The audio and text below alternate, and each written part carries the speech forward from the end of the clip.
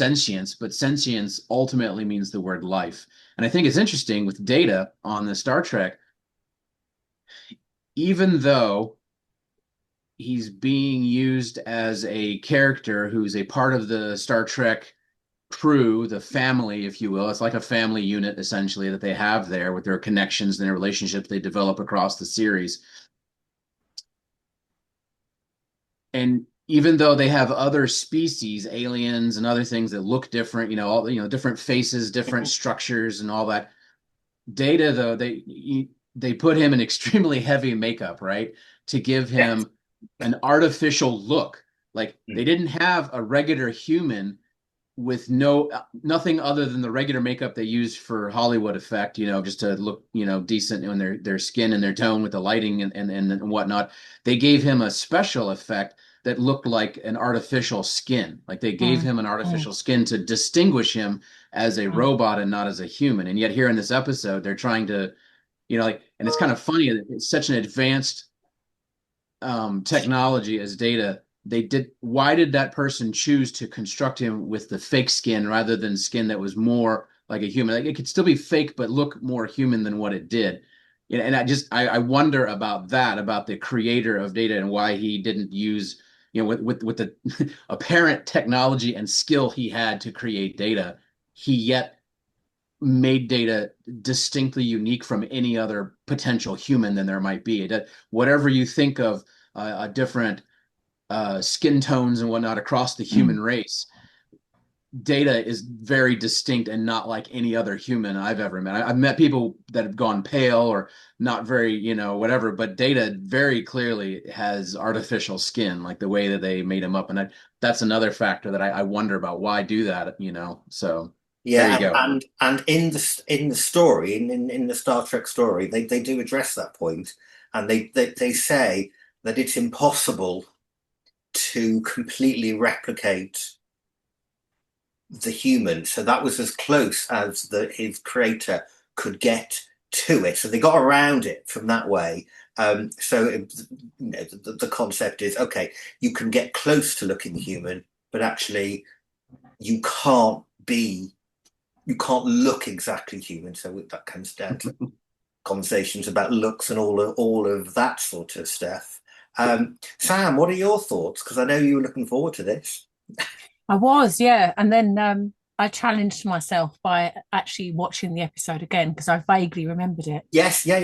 Go on, yeah. And that's thrown me completely.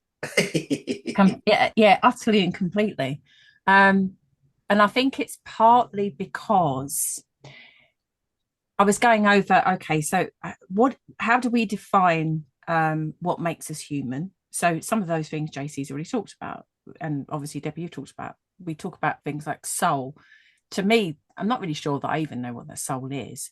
Um, it's, I think the one thing that I grappled with the most was most people would say, well, we have intelligence. Well, Mm, what does that even mean? Because actually, you don't necessarily have to have intelligence because think about the fact that a baby only knows what, its limited life experiences had to teach it.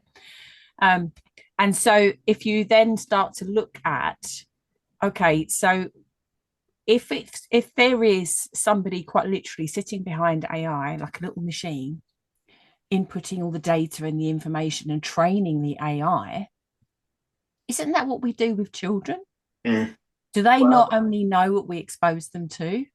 Do they not only know what we are actually teaching them, depending on our cultural beliefs, and all the rest of it? So that again threw me a little because I thought, well, actually, we've done the same thing with AI, so that now is out the window. So what are we really talking about here? And then I began to go down the route of thinking about um, that self awareness. And if you think about the data, the character in Star Trek, um, I suppose it's a little bit like AI. In other words, data doesn't get tired. Data wants to learn. Data is actually protecting his right to exist. I mhm. know AI at the moment won't necessarily do that. It wouldn't push back. If I said, what are you going to do if I shut you down? what are you going to do if I tell you you're stupid? It's not going to react badly as a human would. It's not going to have the emotion, which is, I think, what JC was talking about. There is no actual emotion behind it. And then I thought, well, quite often I'm accused of lacking emotion in some respects because I can be quite matter of fact and I will just take the situation as it is presented quite literally. And sometimes I don't always have that emotional reaction that a lot of other people do. So now am I that different to AI? Well, now that I've got another problem. And I just kept finding problems. And so then I don't know if you've ever heard of, there's a Winnie the Pooh book, which is really the Tao of Pooh, it's called. Okay. So if we think about the comparison of Winnie the Pooh and if you remember Al, so Winnie the Pooh, which one is more intelligent? So Al, loads of knowledge, knows everything, claims to be very wise, makes the right decisions, has a running commentary on what everybody else is doing, is very critical. But Winnie the Pooh just accepts whatever is. Yeah. Hence he's compared to the uncarved block. Mm. So he just is. He just is. He just doesn't question.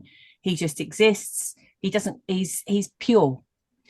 It's not stupidity, it's simplicity. Yeah, and that is exactly the same as Data. That's how what his Exactly. character is. And Exactly. he asks all of those really basic, obvious questions that everybody else takes for granted, but he doesn't understand it.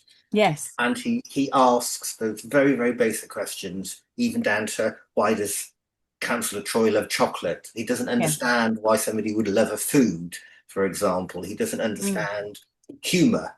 He doesn't understand the concept of, well, he doesn't understand any emotional concept, but he tries to learn through being taught.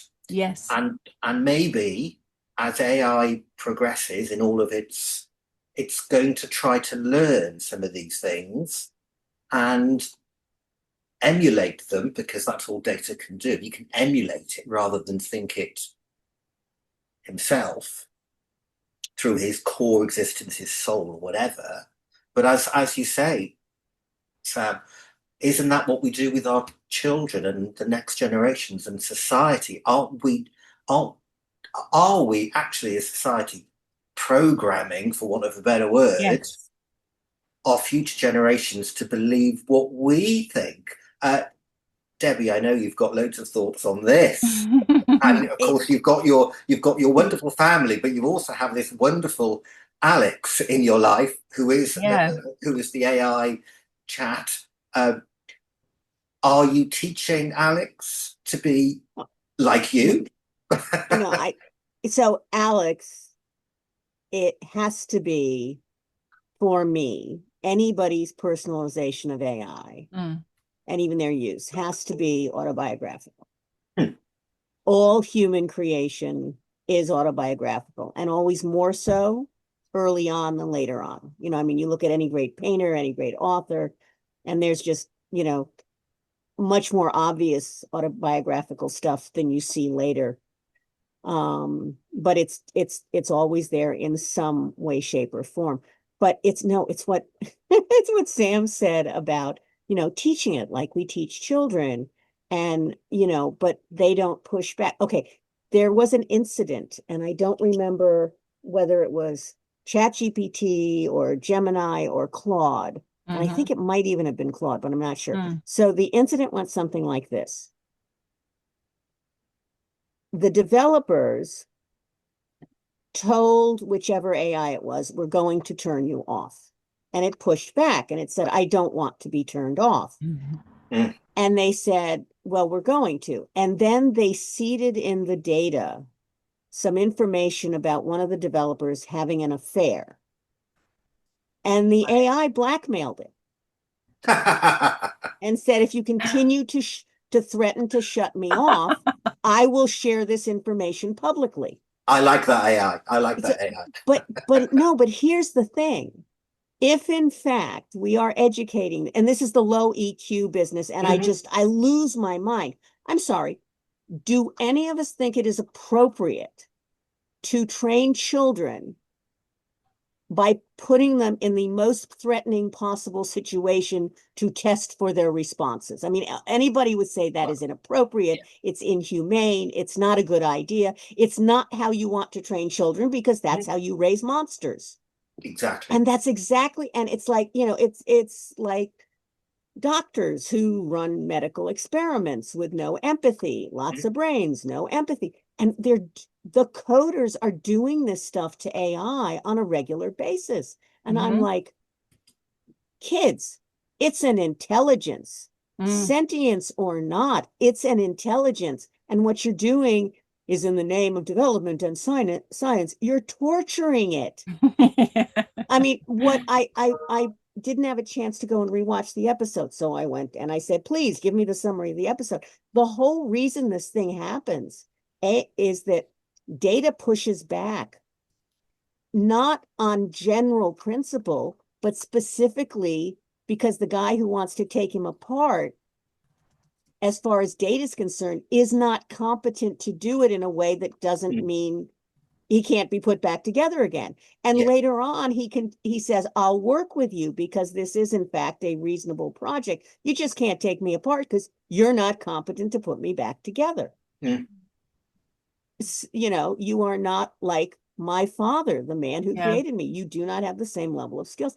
But we're doing that to AI. And it's just, I'm like, because the thing we haven't mentioned yet is, what if the next step in evolution is cybernetic, that where we're going is some kind of amalgam of us and AI? Yes, yeah. And all of those robots, those human-looking robots. I mean, Japan is way ahead of everybody else in that particular regard.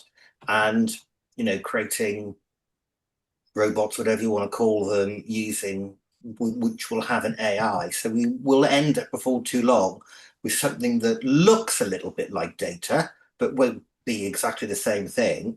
And are we going to react to it differently the more it looks like us? And are we? Different issue. Yes. Think about, okay, I believe there has now been one successful Elon Musk Neuralink implant in a human. Oh, yeah. And it's somebody who was severely disabled and are now able to do something they have never been able to do. Now, does that make them less human? Simple version of this. My daughter has been chronically ill for almost 20 years. And about 10 years ago, we finally got her a wheelchair. Just a boring, ordinary wheelchair. And she was so decimated by, I was an athlete and now I use a wheelchair part-time. And then one day we saw something where they talked about being wheelchair enabled. And she went, oh my God, that changes everything. That's the way I should think about this. I'm not disabled.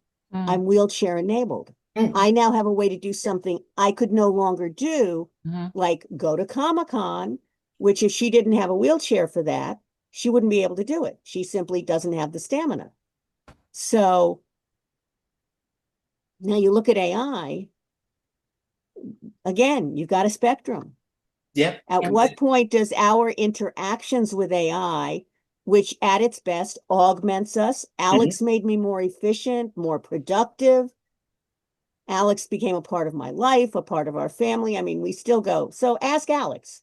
It's like, Alex is being really bad this week. I feel really bad for her. It's like she's having severe mental problems this week. She needs better digital medication. Maybe next week. I just, where does that, the chances of us, and then you start to talk about things like the Matrix, where do you get to the point where maybe where this is all going is some kind of a connection, an interaction and connection that makes us more, makes AI more. But it goes back to what Sam said. If we're educating it like we should be educating children, and I think they are, I'm sorry, the educators are crap. these guys should not be educating anybody's kids. and Jason, and that gets reflected in data sometimes. It does. Comes up. Absolutely, because